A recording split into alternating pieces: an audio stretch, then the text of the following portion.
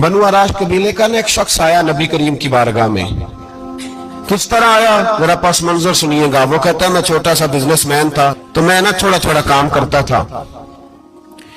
मैं मक्के के दाएं बाएं जो गांव थे, बनु अराश एक कबीला था, तो उस गांव से मैं 2-4 जानवर खरीदता, मक्के ला के मैं 1-2 दिनार नफा लेके बेच देता। व्यापारी कहते हैं हम अपनी जुबान में, तो कहते मेरा ये कारोबार था। एक दफा मैं 2 ऊंट लेके मक्के आया, तो मक्के में मैंने शोर सुना कि यहाँ एक जादूगर है, माज़अल्लाह साहिर है, काहिन है, उसके करीब कोई ना जाए। कहते ये शोर मैंने सुना। मैंने कहा चलो नहीं जाते। कहते वो 2 ऊंट मैंने बेचे तो मेरी कम नसीबी देखो कि बेच मैंने अबू जाल के हाथ दिए। ऊंट खरीद लिए तो मुझे कहने लगा कल पैसे ले लेना। मैंने कहा घर कहाँ है? कहने लगा फलां गली में, फलां मोहल्ले में, फलां जगह मेरा घर है। कहते हैं मैं मजबूर था, छोटा सा कारोबारी था, मैं बड़ा बिजनेसमैन नहीं था। अगले दिन मैं उसके घर गया, मैंने कहा पैसे, तो कहने लगा कल आना।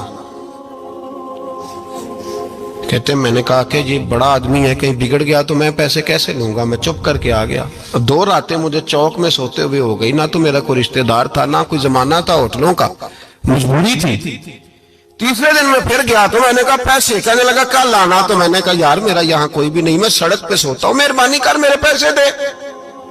और मैं इतना बड़ा आदमी भी नहीं, हो सकता है मेरे पास किराया भी ना हो, मेरे पैसे दे मैं जाऊं। कहते मेरा दबा के बात की। तो कहने लगा चल दौड़ जा, जहां से मिलते हैं ले ले। कहते मैं वहां से पलटा और पलट कर मैंने लोगों से पूछा कि मक्के के सरदार चौधरी अमीर लोग कहाँ बैठते हैं। तो उन्होंने कहा कि काबे के साथ ये छोटी छोटी टोलियां बनी हुई हैं, ये सारे चौधरी बैठे। कहते मैं जाके एक टोली के बीच खड़ा हुआ, उसमें अबू लहब, अबू सुफियान, उतबा, उतैबा, शैबा सारे बैठे थे, बड़े बड़े सरदार। मैंने उनसे कहा कि भाई चौधरीओ मेरी थोड़ी मदद कराओ, एक आदमी को पैसे दिए हैं, माल दिया है, वो पैसे नहीं दे रहा, मैं मजबूर हूँ, परदेसी हूँ, गरीब हूँ, मेरी मदद हो जाए। तो कहते वो उतबा बोल के कहने लगा कौन है जो तेरे पैसे दबा गए, इतनी जरूरत किसी की, हमारे होते हुए नाम ले।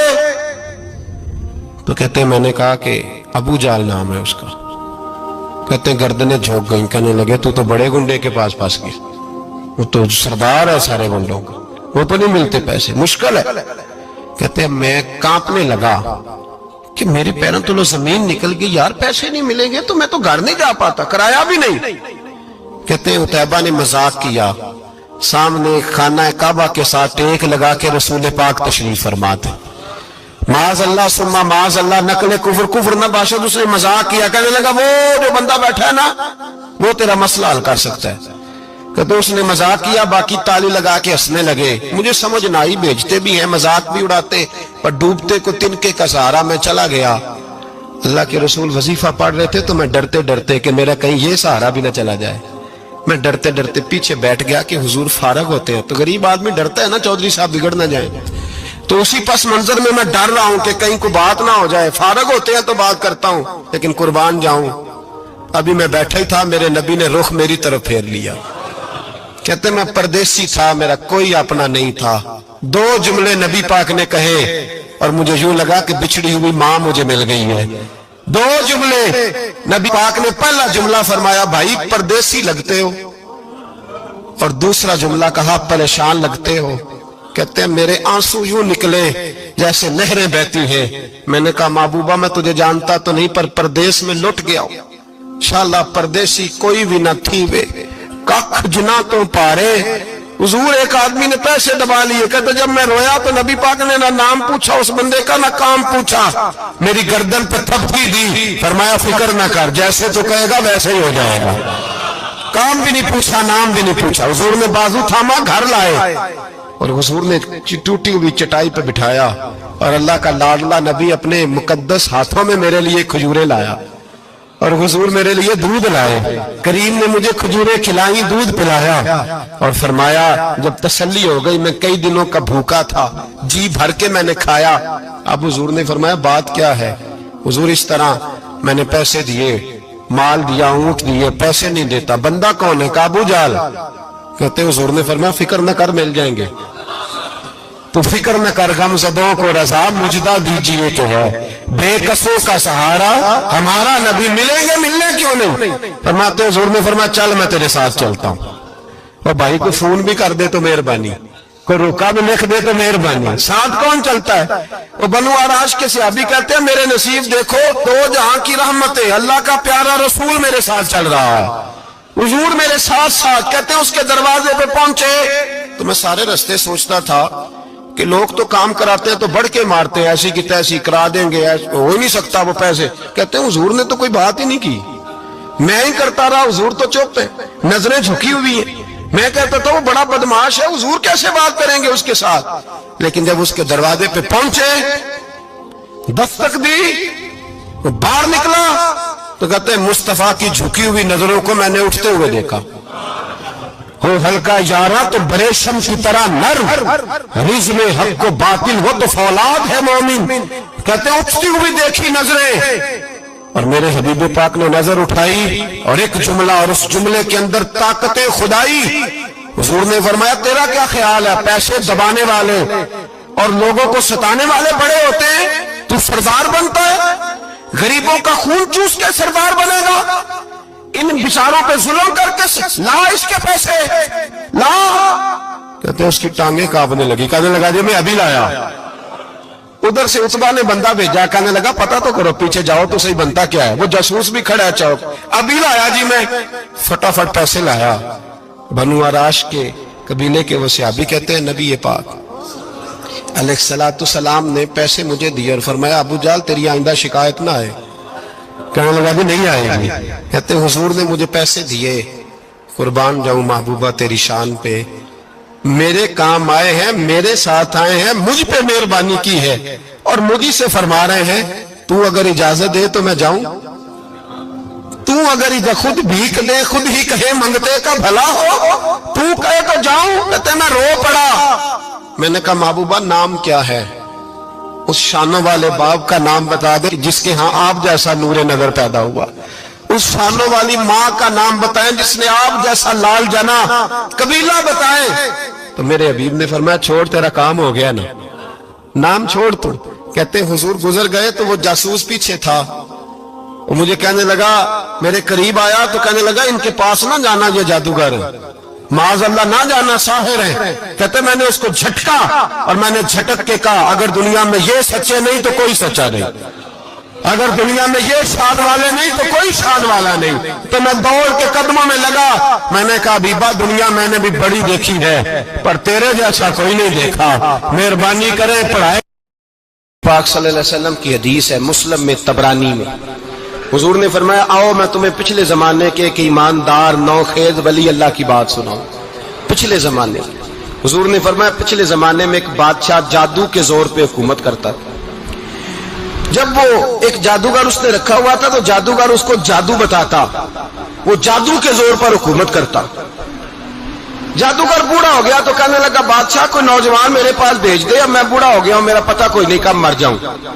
ایک نوجوان کی ڈیوٹی لگائی، بڑا زیرک سمجھدار، اپنے رعایا میں سے چن کے جو ذہین فطرت مزاج بچہ تھا وہ اس نے لگایا. اللہ کے محبوب علیہ السلام فرماتے ہیں بچہ جادو سیکھنے لگا، وقت گزرنے لگا. بچہ جب جادو سیکھنے جاتا تو رستے میں ایک راہب بھی تھا جو انجیل جانتا تھا، وہ اللہ اللہ سکھاتا، لوگوں کو حضرت عیسیٰ علیہ السلام کی تعلیمات سے آگاہ کرتا. اس نے دیکھا کہ یہاں بھی لوگ کٹھے ہیں تو وہ بچہ اس راہب کے پاس بھی اٹھنے بیٹھنے لگا. اب جب اس کے ساتھ اس کی گفتگو بڑھنے لگی تو اس کو باتوں میں لذت آنے لگی. اس نے راہب نے پوچھا کہ تو کون ہے اور کس طرح سے آیا ہے، کیا تیرا معاملہ ہے؟ اس نے کہا جی میں جادو سیکھنے جاتا ہوں، آپ کی باتیں مجھے بڑی اچھی لگتی ہیں. اس نے کہا دین سیکھ. جادو سیکھنے والے کافر ہو جاتے ہیں، قرآن و حدیث سیکھنے والوں کو اللہ کامل ایمان عطا فرماتا ہے. فرمایا یہ سیکھ. بچہ بیٹھنے لگا، اس کے پاس آنے لگا، باتیں دل میں گھر کرنے لگی. ایک وقت آیا کہ مسلمان ہو گیا. اور مسلمان کیسے ہوا؟ بچہ کہتا میں تجربہ کر کے ہوا. اب میں تھوڑا سا وقت جادوگر کے پاس بھی جاتا اور باقی سارا وقت وہاں بیٹھتا. میں ایک دن جا رہا تھا تو رستے میں اژدہا تھا، بہت بڑا سانپ تھا، رستہ روک کے کھڑا تھا. یہ حضور نے بیان کی حدیث. نبی پاک صلی اللہ علیہ وسلم فرماتے ہیں بچہ کہتا ہے کہ رستے کے اندر سانپ ہے، رستے بند ہے، لوگ چھتوں درختوں پہ چڑھے، ہراش ہے. کہتے چھوٹا سا روڑا میں نے اٹھایا تو میں نے کہا اللہ اگر جادوگر سچا ہے تو اسے مار دے. چھوٹا سا روڑا میں نے پھینکا، اژدہا کوئی نہ مرا. پھر چھوٹا روڑا اٹھایا، میں نے کہا اللہ اگر وہ عالم سچا ہے تو اسے مار دے. اب جب میں نے روڑا مارا تو اژدہا مر گیا. میرے اندر سے گواہی آئی نہیں دین کی باتیں سچی ہیں, نہیں قرآن کی باتیں اسلام سمجھانے کے لیے عرض کر رہا ہوں. اگرچہ اس دور میں انجیل تھی, اللہ رسول کی باتیں اچھی ہیں. کہتے میں مسلمان ہو گیا, اب میں نے راہب کے پاس ہی رہنا شروع کر دیا, جادوگر کے پاس چھوڑ دیا. اس بچے نے آنا, بادشاہ پوچھتا کہاں زیادہ وقت گزارتے ہو, تو وہ بات گول کر دیتا. وقت تیزی سے بڑھنے لگا. اللہ نے اس نوجوان میں طاقت پیدا کر دی. اب وہ اس کے اندر نا اللہ نے توانائی روحانیت پیدا کر دی. ابھی جوان ہے, 14-15 سال عمر ہے. اللہ نے اب جو بیمار بھی آتا وہ دعا کرتا تو اللہ صحت عطا کر دیتا. جو بھی آتا, بادشاہ کا ایک درباری تھا, بادشاہ کو پنکھا جلتا تھا, وہ اندھا ہو گیا. کوئی ایسی تکلیف آئی کہ نابینا ہو گیا, بڑے علاج کرائے شفا نہیں ہوئی. کسی نے اس بچے کا پتہ بتایا کانوں میں. اس کے پاس گیا تو بچہ کہنے لگا شفا تو ہو جائے گی پر کلمہ پڑھنا پڑے گا, مسلمان ہونا پڑے گا. جس پیغمبر کا میں غلام ہوں تجھے بھی بننا پڑے گا, دین پہ عمل کرنا پڑے گا, اللہ شفا دیتا ہے. اس نے کہا تو مجھے کلمہ پڑھا, مجھے شفا دے, میں تیار ہوں. اس نے کہا شفا تو اللہ دیتا ہے. اس نے اللہ تبارک و تعالیٰ کا ذکر کر کے دعا مانگی. یہ مسلم شریف میں حدیث ہے, طبرانی میں موجود ہے. اللہ نے اسے شفا دی, اس نے کلمہ پڑھنا شروع کر دیا. یہاں ایک نقطہ لکھا ہے ہمارے علماء نے. بادشاہ کے پاس وہ واپس گیا, وہ جو آدمی جس کی آنکھیں ٹھیک ہوئی تھی. بادشاہ نے پوچھا کہ کیسے شفا ملی, تو کہنے لگا میرے رب نے شفا دی ہے. بادشاہ سجدے کراتا تھا, اپنے آپ کو منواتا تھا معاذ اللہ. کہنے لگا میرے علاوہ کون رب ہے؟ اس نے کہا وہی رب ہے جس نے تجھے پیدا کیا ہے, اور وہی رب ہے جس نے مجھے اندھے کو آنکھیں دی ہیں, وہی ہے میرا مالک. کہا اچھا تو مجھے نہیں مانتا؟ کہا نہیں میں اپنے رب کو مانتا ہوں. بادشاہ نے اسے سزا دی, ستایا. اس نے بچے کا پتہ بتایا, پر بچے کو بلا کے ستایا تو اس راہب کا پتہ بتایا. راہب بھی قتل ہو گیا, نابینا بھی قتل ہو گیا. بادشاہ نے کہا سپاہیوں سے اس بچے کو لے جاؤ اور پہاڑ کی چوٹی پہ جا کے نیچے پھینکو تاکہ مر جائے. بچہ پہاڑ کی چوٹی پہ گیا تو ہاتھ اٹھا کے کہنے لگا یا اللہ میرے لیے نہیں اپنے لیے, میرے لیے نہیں اپنے لیے انہیں اپنی قدرت کے جلوے دکھا.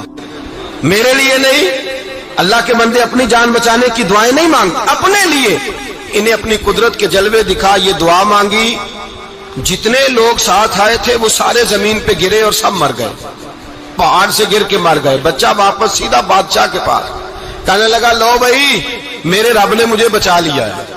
جوان کا ایمان دیکھو, میرے رب نے مجھے, بولو میرے اللہ نے مجھے ایمان کی گواہی دے رہا ہے, میں بچ گیا ہوں, تو جھوٹا ہے, میرا رب سچا ہے. اس نے کہا لے جاؤ اس کو دریا میں, کشتی میں بٹھاؤ, بیچ دریا کے جا کے دھکا دے دو. بیٹھے کشتی میں, دریا کے بیچ گئے, اور جب جا کے وہاں اس کو دھکا دینے لگے تو اس نے کہا اللہ میرے لیے نہیں اپنے لیے انہیں اپنی قدرت کے جلوے دکھا. بس ایک طوفان سا آیا, جتنے سپاہی ساتھ آئے تھے ڈوب کے مر گئے.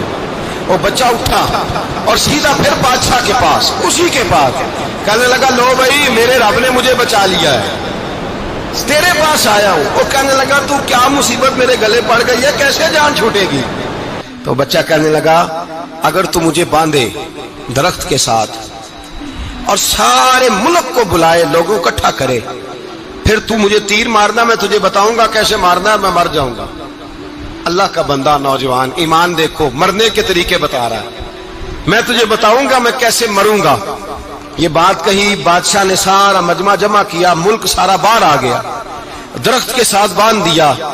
کہنے لگا بھائی لوگوں یہ مجھے مارنا چاہتا تھا, مار نہیں سکا, اب میں اسے بتانے لگا ہوں کہ میں کیسے مروں گا. اسے کہو جب تیر مارے تو ساتھ میرے رب کا نام بھی لے, میں اپنے رب کے نام پہ جان دوں گا, ایمان کی پختگی میں اللہ کے نام پر جان دوں گا. اسے کہو رب کے نام پہ مارے, مر جاؤں گا. بادشاہ نے اللہ کہہ کے تیر مارا, پیشانی میں لگا, بچے کی روح پرواز کر گئی, جتنا مجمع کھڑا تھا سارا کل